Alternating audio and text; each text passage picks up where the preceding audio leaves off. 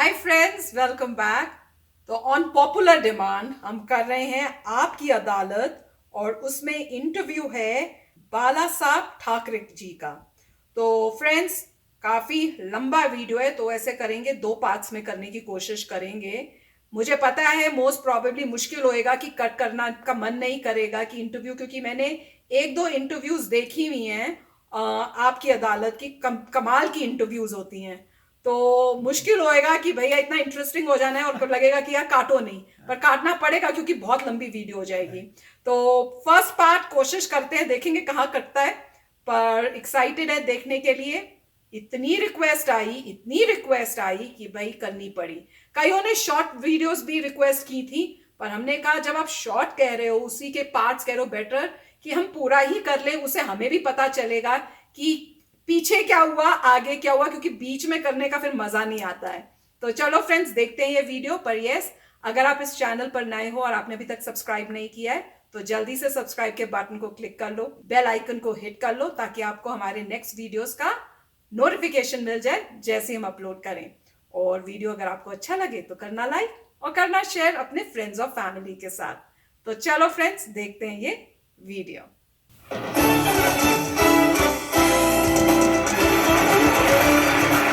21 years, wow. नमस्कार, बम्बई शहर से आपकी अदालत में आपका स्वागत है। इस कार्यक्रम में हर सप्ताह हम पेश करते हैं एक ऐसी हस्ती को जिससे आपने प्यार दिया, मान दिया, सम्मान दिया, बड़ा बनाया, और फिर जनता उससे सवाल करना चाहती है, इल्जामात लगाना चाहती है, उसके काम का हिसाब किताब लेना चाहती है। इस कार्यक्रम में हर सप्ताह हम एक ऐसी शख्सियत को पेश करते हैं जनता के सवालों के बीच, जनता के सवालों के दायरे में। तो आइए चले एक ऐसी शख्सियत से मिलने, सवाल पूछने, इल्जामात लगाने आपकी अदालत। बाला साहब ठाकरे जनता की अदालत में हाजिर हो।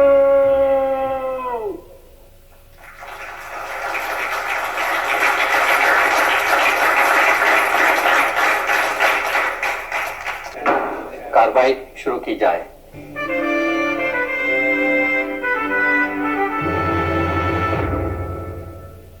जनता की अदालत में मुलजिम बाल ठाकरे पर आरोप है कि इनकी राजनीति सांप्रदायिकता पर आधारित है। बाला साहब, जब आपने 1966 में 1966 में शिवसेना की स्थापना की थी, तो उस समय आपने कहा था कि ये इसलिए सेना बनाई जा रही है कि महाराष्ट्रियन को सेकंड क्लास का दर्जा मिल रहा है। और आज 26 साल बाद भी जो आपकी पॉलिटिक्स है वो इसी सेकंड क्लास सिटीजनशिप पर आधारित है। आज आप कहते हैं कि हिंदुओं को इस देश में सेकंड क्लास सिटीजन बनाया जा रहा है। पहले गुजरातियों पर आपका हमला था, साउथ इंडियंस पर हमला था, आज मुसलमानों पर है। नहीं, ये सरासर गलत है। 66 में जब भी मैंने शिवसेना शुरू की तो मैंने उनको आह्वान किया था, गुजराती भाइयों को, कि आपके हाथ में लक्ष्मी है और हमारे साथ सरस्वती हैं, और दोनों हाथ बटाएंगे तो सिर्फ महाराष्ट्र का नहीं, गुजरात का नहीं, पूरा देश का भला हो जाएगा। और ये भी मेरा कहना था सभी लोगों को कि आप आएंगे तो आपके साथ, और नहीं आएंगे तो आपके बिना, मगर हम चलते रहेंगे। और दूसरा जो आपका इल्जाम है मेरे पर कि मैं मराठी लोगों के बारे में, ये मैंने शिवसेना शुरुआत की, ये सच है। और जब भी महाराष्ट्र हुआ और इसके लिए भी हमें झगड़ना पड़ा, लड़ना पड़ा मुंबई मिलने के लिए, फिर भी मिलने के बाद भी हमारे लोगों को यहाँ नौकरी नहीं मिलती थी और कुछ नहीं, तो फायदा क्या इसका? क्यों कहें कि हमारी कैपिटल है, राजधानी है, तो इसके लिए ये शुरुआत होगी। कहीं ना कहीं तो जब भी इंसाफी होती है तभी ये बातें शुरू होती हैं। और आपने जो कहा कि पहले गुजराती के बारे में मैं ये था और अभी मैं मुसलमानों के दुश्मन हो या खिलाफ हो, ऐसी भी कोई बात नहीं है। I want everyone to be nationalist minded. सवाल यह है कि जो जितने लोग यहाँ रहते हैं वो खुद को समझेंगे कि हम ये देश के रहने वाले हैं, ना हम हिंदू हैं या मुसलमान हैं या क्रिश्चियन और कोई नहीं। पर जब ये वो कहते हैं कि खुद हम मुसलमान हैं तो हमें कहना पड़ता है कि हम भी हिंदू हैं। बाला साहब, सवाल ये था कि आपकी जो पॉलिटिक्स है उसका जो बेस है, नहीं हुई, उसका जो बेस है वो कम्युनलिज्म है। अगर सांप्रदायिकता ना हो, फिरका परस्ती ना हो, तो आपकी पॉलिटिक्स ही नहीं चलेगी। कम्युनल कौन नहीं है? पंडित जवाहरलाल नेहरू भी कम्युनल थे। मैंने किताब पढ़ी कृष्ण मेनन की, और वहां उन्होंने लिखा था, पंडित जवाहरलाल नेहरू से कहा था उन्होंने कि पंडित जी, आप हमेशा कहते हैं कि आप उत्तर प्रदेश के रहने वाले हैं, हम मेरा यूपी करते रहते हैं, मगर उन्होंने याद दिला दी कि आप पंतप्रधान है पूरे हिंदुस्तान के, यूपी के नहीं। तो यूपी की बात होती है तो पंडित जवाहरलाल नेहरू भी कम्युनल थे। एक अभिमान की बात होती है। अभी भाषा वापांतर रचना हो गई है तो हम क्या करें? नहीं, लेकिन आप ऐसे ही मामले उठाते हैं। अगर जैसे बॉम्बे में कभी किसी इश्यूज पर लड़ने की बात आती है तो जितने इश्यूज आप और आपकी शिवसेना उठाती है वो फिर कम्युनिटी से या जो एक शुरू में था एक बात, क्योंकि सेटल होने की बात थी, और सेटल होने के बाद जो हमारे देश के सामने अभी जो पेचीदे सवाल खड़े हुए हैं उसका भी हमारे पर कोई कंधे पर कोई कर्तव्य होता है। मैं आपको अभी ताजा उदाहरण देता हूं। जब 6 दिसंबर को अयोध्या में बाबरी मस्जिद का ढांचा गिराया गया तो शिवसेना ने सबसे आगे जाकर के झंडा गाड़ दिया, हमने गिराया, और उसको बड़े गौरव से उसको ओन किया। गौरव तो है ही, बिल्कुल, इसमें कोई शर्म की बात नहीं है। मैंने तो कहा दिया, सांस कह दिया। आप ये मानते हैं ये बाबरी मस्जिद गिराने दी गई है, इसके नीचे हमारा जो टेम्पल था, मंदिर था राम का, वो हमने ऊपर लाया। वो जो ढांचा था वो मंदिर था क्या मस्जिद था? और ढांचा में तो काफी चीजें ऐसी थी कि हमारे हिंदू की संस्कृति इसमें डर गई थी, छुपी गई थी। जो गिराया वो मंदिर था या मस्जिद था बाला साहब? मैं तो गया नहीं था, और इसके लिए ऊपर क्या था नीचे क्या था मुझे इतना तो मालूम है। नीचे हमारा मंदिर था और कहीं पोर्शन था वो हिंदू संस्कृति की एक सिंबॉलिक बात थी। लेकिन लोग कहते शिवसेना का तुम्हारा एक भी आदमी नहीं था। ना, ऐसे कैसे हो? नहीं तो बड़ी शर्म की बात है। अब आप ज्यादा पूछेंगे तो सीबीआई मेरे पीछे लगेगा। ये तो सच क्या है बाला साहब, जनता ये जानना चाहती है। सच ये है कि इतिहास आप देखेंगे, हिस्ट्री टेल्स कि बाबर ने हमारे जितने मंदिरें थी और पूरे के पूरे मुसलमान जितने आए यहाँ वो आक्रामक थे, और उन्होंने पूरे हिंदू मंदिरें गिरा दी और उसके ऊपर मस्जिद खड़ी की दी।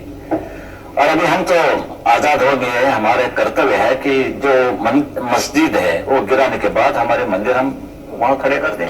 वैसे तो मैं चाहता हूं कि ये मुसलमान भी हमारे साथ शामिल हो जाए इस लड़ाई में, मिशन में। कोशिश तो यही होनी चाहिए कि सब लोग साथ मिलकर के लड़ें। कोशिश तो करते रहते हैं, कोशिश हमारे शंकरराव जी भी कर रहे हैं। शांतता कैसे रहेगी, सुव्यवस्था कैसे रहेगी, फिर भी बम फटते हैं, क्या करेंगे? और जब बम फटते हैं उसके बाद में जो राइट होते हैं उसमें शिवसेना का हाथ रहता है। हाथ रहता है। कम्युनल पैशन को बढ़ाना, कम्युनल पैशन जिसमें लोगों की जान जाए, खून बहे, आखिर हिंदू मरे मुसलमान मरे, खून तो इंसान का बहता है। वो क्या मानते हैं इस पर हमारी पूरी एक्शन कार्रवाई मुनसर होती है। तो आप रिएक्शनरी हम क्या मार खाते रहेंगे? बम फटने के बाद हम क्या हाथ जोड़ेंगे? भाई क्या आवाज था, ये करें हम? ऐसे बम तो हमने कभी देखे नहीं, दिवाली में भी नहीं। बहुत अच्छा आवाज था, भरने जाने की बात छोड़ दीजिए, हमने तो बम नहीं फटाए। हमने की जो बात हो रही है, दंगा फसाद होता है, हम नहीं उतरते तो हिंदू मारे जाते।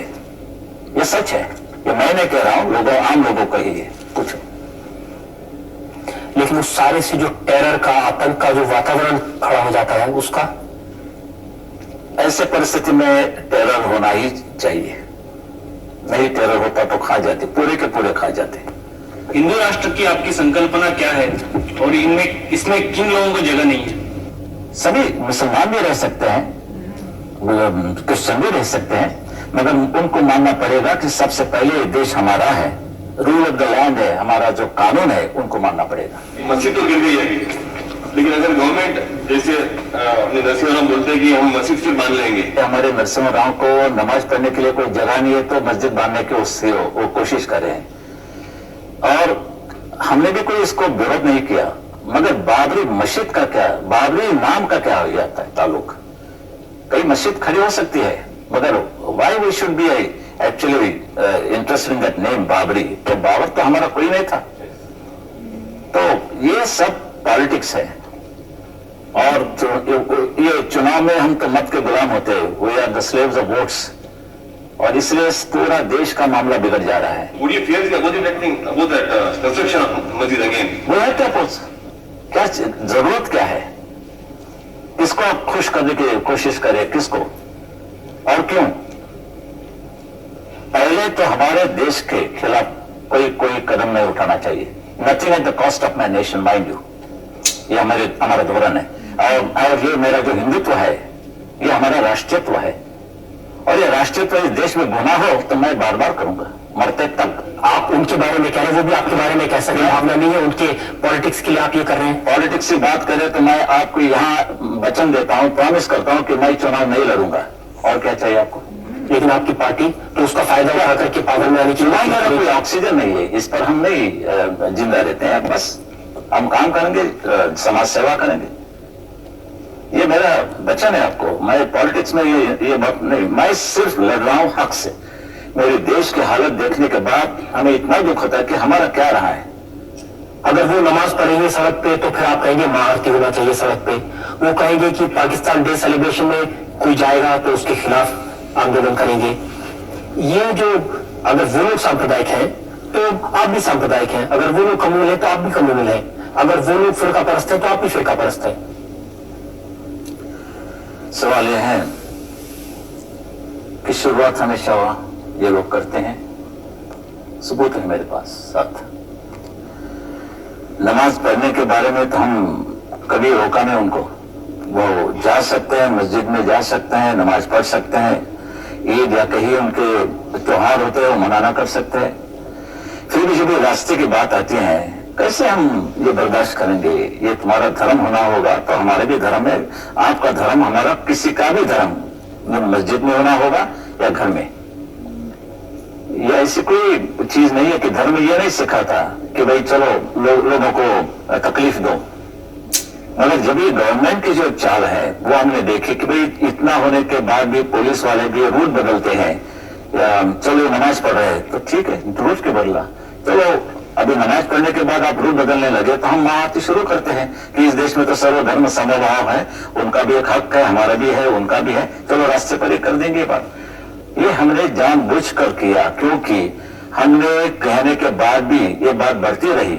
और जब ये बात वर्षा बंगला तक, यानी चीफ मिनिस्टर के बंगले के लॉन पर भी वो नमाज पढ़ना उन्होंने शुरू किया, तो ऐसा लगा कि क्या हिंदुस्तान है और पाकिस्तान, पाकिस्तान में भी इतनी उनकी फ्रीडम नहीं मिलती जो हमारे देश में मिलती है। इसको कहते हैं ना बाला साहब, रिएक्शनरी होना, प्रतिक्रियावादी।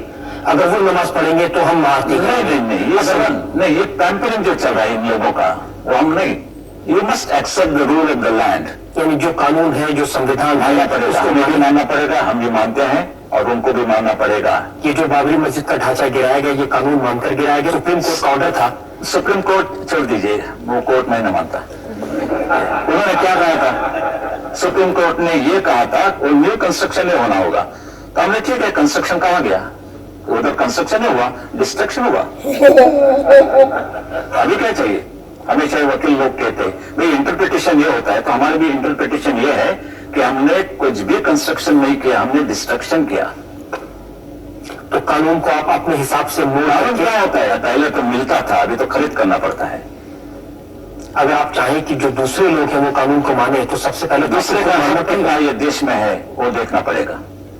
जो हमें हिंदुओं को पाकिस्तान में नहीं मिलता, बांग्लादेश में नहीं मिलता और किसी अरब राष्ट्र में नहीं मिलता, वो हक इधर किसी को भी नहीं मिलेगा, नहीं मिलेगा। एक बातचीत से मामले को सुलझाने का तरीका होता है, एक होता है जोर जबरदस्ती से अपनी बात मनवाने का। हमारे धर्म पर हमला हो गया है, तो जो नहीं मानते आप, हम कबूल क्यों नहीं करते कि ये सच है कि हमारे मंदिर है। यानी कि सोमनाथ मंदिर की बात करें, दोबारा वो गिरा दिया गया, और पंडित जवाहरलाल नेहरू नहीं, मगर वो सरदार वल्लभ भाई पटेल थे, इसलिए हमारा सोमनाथ मंदिर खड़ा गया, हो गया। नहीं तो वो भी नहीं, वो दूसरी बाबरी मस्जिद हो जाती। जो हिंदू धर्म है उसको तो बहुत सहिष्णु माना जाता है ना, बहुत पेशेंस वाले माने जाते हैं। वो मूर्ख होना था उनका। अभी तो मुझे मिलिटेंट हिंदू चाहिए, बिल्कुल मिलिटेंट हिंदू चाहिए। आप हिंदुइज्म की पूरी परिभाषा बदल देंगे? परिभाषा बदलने का क्या सवाल है? पिता बदलने से कोई ये नहीं होता है, फर्क नहीं पड़ता है, लड़का लड़का ही रहता है। क्योंकि ये जो 5000 साल पुरानी संस्कृति है, जो पूरी दुनिया में जो रेस्पेक्ट है हिंदुइज्म की, एक हिंदू की, वो इसलिए है कि हिंदू सहिष्णु है, पेशेंस है, शांति से रहता है, जबरदस्ती अपना धर्म किसी यही दूसरे चीज को हमें बड़ी महंगी पड़ी, यही चीज हम नहीं मानता। अभी जब उठना पड़ेगा, खड़ा रहना पड़ेगा। 5000 साल की बात मैं नहीं करना चाहता हूं, मगर वो जो है वो है। मैं प्राइम मिनिस्टर बनता तो इस सवाल भी नहीं उठता। शिवसेना प्रमुख बाल ठाकरे पर कुछ और इल्जाम, कुछ और सफाई, कुछ ही देर में इंतजार कीजिए। ओह माय गॉड फ्रेंड्स, वैसे बहुत अच्छे टाइम पे उन्होंने खुद ही ऐड दे दी, क्योंकि अगर नहीं दी होती मैंने देखते रह जाना था एंड तक वीडियो में, क्योंकि इतना कमाल का इंटरव्यू हो रहा था। क्वेश्चंस जो पूछे जा रहे थे वो भी बड़े जोरदार दमदार थे, और आंसर्स ओह माय गॉड, इतनी फ्रैंकनेस, इतनी बोल्डनेस, और पूरा मतलब जो बोलना था वो बोला गया। समझ रहे हो ना जो मैं बताने की कोशिश कर रही हूँ, बहुत ही। और वैसे जैसे पूछ रहे थे ना रजत जी कि भैया हम हिंदुओं को तो बोलते हैं कि भाई बहुत ही काम लोग हैं, हर चीज सहते हैं और अननेसेसरी किसी के ऊपर अपना वो धर्म नहीं थोपते। मेरी तो वही थिंकिंग है, मतलब मैं तो अभी भी उसी को ही बिलीव करती हूँ कि सब मिलजुल के रहें, प्यार से रहें सब। मतलब इंडिया जो है सब रिलीजन्स के लिए है, और ये सबसे पहले हमारे लिए हमारा नेशन होना चाहिए। जब अपने भारत के ऊपर कुछ आ रहा है, इंडिया के ऊपर आ रहा है, क्या धर्म है क्या नहीं है वो सब भूल के अपनी कंट्री सबसे पहले है। तो पर मेरे को लग रहा है, क्योंकि उनके इंटरव्यू में भी वो यही कह रहे थे, ठाकरे जी भी यही कह रहे हैं कि नेशन फर्स्ट, तब रिलीजन नहीं होना चाहिए। तो मैं काफी उनके आइडियाज से मेरे को लगा, पहले तो मुझे लग रहा था यार, और हमने इनकी मूवी भी देखी है जो पूरी उनके लाइफ पे थी, और मेरे ख्याल से उसमें कौन थे हीरो का जो रोल करे थे, क्या वो नवाजुद्दीन सिद्दीकी थे शायद जो प्ले कर रहे थे मेरे ख्याल से ठाकरे जी का रोल। मैंने नहीं देखी मूवी। तो नहीं देखी? अच्छा, मैंने अकेली देखी। बहुत अच्छी मूवी थी, और सच बताऊं उस मूवी को देख के मैं काफी कंफ्यूज हो रही थी। कई बार मुझे लगता था कि यार कमाल के हैं, फिर कई बार लगता नहीं यार ये गलत कर रहे हैं, ऐसे नहीं होना चाहिए, पर फिर लगता था नहीं ये ही करना पड़ेगा। तो पूरी मूवी में मैं इतनी कंफ्यूज थी कि क्या मैं इनको ग्रेट पर्सन समझूं कि ना समझूं। तो मतलब वही उन्होंने दिखाने की कोशिश की थी मेरे ख्याल से मूवी में, कि कैसे दो लोगों के एंगल्स हो सकते हैं देखने के। कईयों को लगेगा कि बहुत महान है, और कईयों को लगेगा जो वो कर रहे हैं वो जैसे कह रहे थे ना कि वायलेंस क्रिएट कर रहे हैं, कम्युनल टाइप हो रहे हैं, तो वो एंगल भी दिखाया था। पर जो बातचीत इस इंटरव्यू में अभी तक की है ना, कमाल की बोली है। मतलब कोई डर नहीं, कोई कुछ नहीं, जो उनके व्यू पॉइंट्स हैं उन्होंने वो अपने आगे किए हैं। और मुझे कुछ हद तक तो लगता है, कुछ तो नहीं मैं कहूंगी, काफी हद तक लगता है कि जो बोल रहे हैं वो ठीक है, पर हाँ वायलेंस ना हो वो मेन है। वायलेंस के साथ तो मैं नहीं हो सकती, पर कमाल के हैं। मुझे तो अब जल्दी से आगे का देखना है कि कितना बोल्डली बोला है। और उन्होंने कहा भी है कि भाई मैं पॉलिटिक्स में नहीं आना चाहता हूं, इसलिए ये मत सोचो कि मैं ये सब पॉलिटिक्स के लिए कर रहा हूं। पर अगर मैं एक वो डायलॉग भी बोला था, अगर मैं प्राइम मिनिस्टर होता तो मैं सवाल तक नहीं पूछने देता, ये सवाल पूछने की नौबत ही नहीं आने देता। बाय गॉड, बहुत बोल्ड, बहुत बोल्ड। तो ईगरली वेट कर रहे हैं नेक्स्ट आगे का पार्ट देखने के लिए। सो काफ़ी अच्छा वीडियो था, और जो लोग महाराष्ट्र में नहीं रहे हैं उनको डेफिनेटली ज़्यादा पता नहीं होगा बाला साहब ठाकरे के बारे में। मैं तो रह चुका हूँ बॉम्बे में और कई दूसरे पार्ट्स ऑफ महाराष्ट्र में भी, तो मुझे तो पता था। और पॉइंट सारा यही था कि कंट्री का एक जो है लॉ एंड ऑर्डर है, और आपका कोई भी रिलीजन हो आपको उस लॉ एंड ऑर्डर को फॉलो करना पड़ेगा। ये मेन टेनेंट है इस बात का कि लॉ एंड ऑर्डर सबको अप्लाई करते हैं इक्वली। तो आप ऐसा नहीं कर सकते कि आप ट्रैफिक डिसरप्ट नहीं कर सकते, क्योंकि अगर आप करेंगे तो और सारे रिलीजन भी फिर डिसरप्ट करेंगे, फिर लॉ एंड ऑर्डर कहाँ रहा। तो मेन पॉइंट ये था कि लॉ एंड ऑर्डर होना चाहिए। यूएसए में भी यही है हाँ, कि यूएसए में भी एग्जैक्टली यही है। अब यूएसए में आप जैसे इंडिया में थे, वहाँ पे अगर मान लीजिए हर एक रिलीजन में कोई ना कोई फेस्टिवल होता था तो लाउड स्पीकरों पे आवाज़ आ रही है या सुबह आवाज़ें आ रही हैं, आप जहाँ भी रहते हैं रिलीजियस प्लेस के पास रहते हैं सुबह आपको आवाज़ आ रही है किसी भी, तो ये सब जो है यूएसए में अलाउड नहीं है।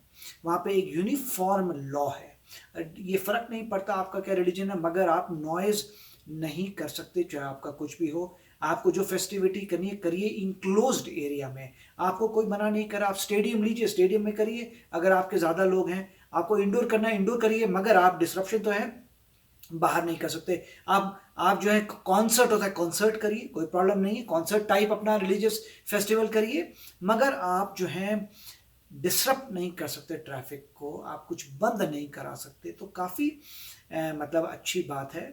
और सो ये सिविल मतलब लॉ एंड ऑर्डर है, उसी की बात ये कर रहे थे। और दूसरा वो ये भी कह रहे थे कि पहले अटैक अगर कोई कर रहा है तो वो एग्रेसर है, तो आपने पहले अटैक किया, आप एग्रेसर हैं। तो अगर अपने आप को आप नहीं बचाएंगे तो आप ख़त्म हो जाएंगे, इसलिए आपको उसी फोर्स से रिस्पॉन्ड करना पड़ेगा। ये सब बातें जो हैं किसी तरीके से लॉजिकल हैं। कोई भी सोचे कि अगर मान लीजिए आपके घर पे कोई दरवाज़ा तोड़ के अंदर आएगा तो आप क्या करेंगे? आप बैठे रहेंगे? नहीं ना। तो अल्टीमेटली ये है कि आप पूरी कोशिश करेंगे कि वो इंसान ना आ पाए। तो कहने की यही बात थी कि अगर आप पे बुरा हो रहा है तो अपने आप को बचाइए, कोशिश करिए, मगर खुद बुरा मत करिए। मैं तो यही थॉट प्रोसेस है कि मैं खुद बुरा कर्मा नहीं कर सकता, मगर ये बात सही, अपने बचाने की आपको पूरी ड्यूटी है। और अगर पहले कोई कुछ कर रहा है तो आप डेफिनेटली अपने आप को बचाइए और लोगों को कहिए देखिए पीसफुली रहिए। और मगर जो है ठाकरे जी ने जो अभी तक पॉइंट्स दिए उनका अपना एक व्यू पॉइंट है, और जो कई व्यू पॉइंट्स हैं उससे मैं एग्री करता हूँ। लॉ एंड ऑर्डर वाला प्राइम कि एक लॉ एंड ऑर्डर सिविल एक लॉ ऑर्डर सबको फॉलो करना है, उससे पीस रहेगी। और लॉ एंड ऑर्डर में जो है हमेशा इक्वालिटी रहेगी, सबके लिए इक्वल है, सब अच्छा रहेगा। तो वो मेरा मानना है। मगर काफ़ी इंटरेस्टिंग है, काफ़ी ये जैसे ये आपकी अदालत है, डेफिनेटली वो उन्हीं लोगों को बुला रहे हैं जिसमें थोड़ी कंट्रोवर्सी है, मगर ये अच्छी बात है कि लोगों को मौका मिल रहा है किसी के व्यू पॉइंट सुनने का। अगर आप मानते हैं तो ठीक है, अच्छी बात है, और नहीं मानते तो आपकी अलग बात है। तो जहाँ तक लॉजिकल है उसको तो मैं बात मानूंगा। लॉ एंड ऑर्डर मुझे लगता है पैरामाउंट है, लॉ एंड ऑर्डर होना चाहिए, यूनिफॉर्म लॉज होने चाहिए, इररिस्पेक्टिव कि किसका क्या रिलीजन है। हर एक कंट्री के यूनिफॉर्म लॉ होते हैं, क्यों फ़र्क नहीं पड़ता आपका। और जैसे मैं बोल रहा था कि नॉइज़ पोल्यूशन एक तरीका है और डिसरप्शन नहीं होना चाहिए, तो मेरे ख्याल से law and order definitely point अच्छा है, उससे पीस रहती है। हर जो भी कोई रिलीजन है सब उसको मानेगा तो बड़ी अच्छी पीस रहेगी। हाँ, उससे यही होगा कि कोई मतलब किसी के मन में ये नहीं होगा कि भाई हमारे साथ नाइंसाफी हो रही है, सबके लिए सेम है। वही होता है ना, जैसे एक मदर होती है, उनको अपने बच्चों के लिए सेम करेगी, वैसे ही होना चाहिए कि इमैटेरियल आपका रिलीजन क्या है, आप इंडिया में हो, आपकी मदर आप कंट्री आपकी जो है वो भारत है, इंडिया है, उसके जो लॉज हैं वो सबको सेम होंगे। तो फ्रेंड्स, बहुत अच्छा वीडियो है, जल्दी से दूसरा देखना है तो आप नोटिफिकेशन जो है वो बेल आइकन को जरूर क्लिक कर लेना, नहीं तो आपको पता नहीं चलेगा हमारा इसका सेकंड पार्ट कब आ रहा है। तो देखते हैं आगे का धमाकेदार इंटरव्यू, धमाकेदार क्वेश्चंस का धमाकेदार जवाब। तो चलो फ्रेंड्स, चलते हैं, मिलेंगे नेक्स्ट वीडियो में जल्दी। Till then take care and bye bye. तो अगर आप मेरे इस चैनल पे नए हो तो जल्दी से सब्सक्राइब के बटन को हिट करो और बेल आइकन को क्लिक करो, ताकि आपको मेरा जब नया वीडियो मैं लगाऊं आपको उसके बारे में जल्दी से पता चल जाए।